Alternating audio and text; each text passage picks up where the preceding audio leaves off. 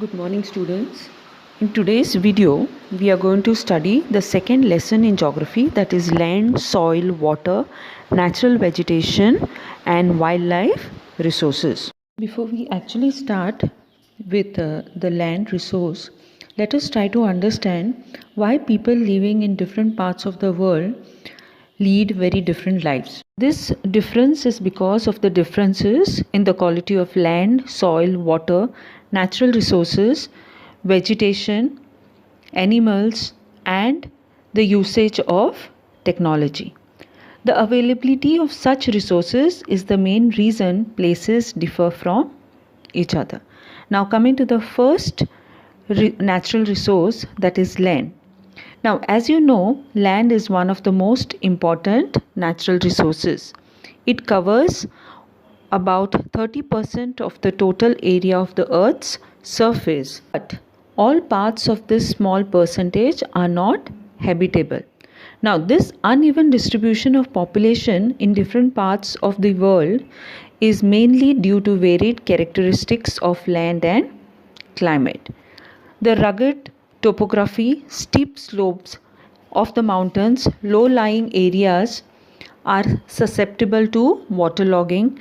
Then desert areas, thick forest areas are normally sparsely populated.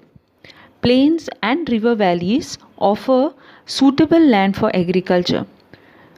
Therefore, these places are densely populated areas of the world. What is the use of land? Land is used for different purposes such as agriculture, forestry, mining, building houses, roads, and setting up of industries. This is termed as land use. Now, the use of land is determined by physical factors such as topography, soil, climate, minerals, and availability of water.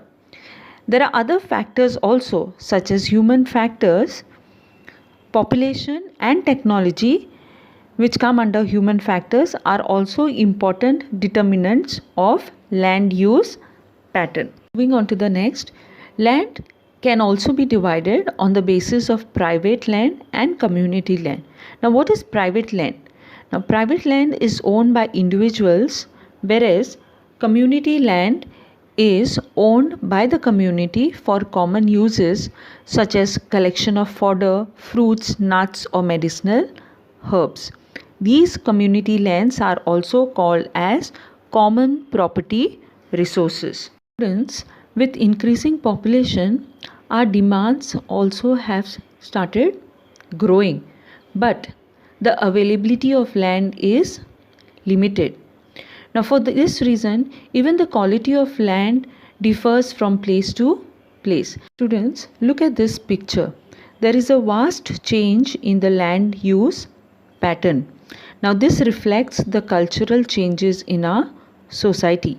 People started encroaching the common lands to build up commercial areas, housing complexes in the urban areas, and to expand the agricultural land in the rural areas.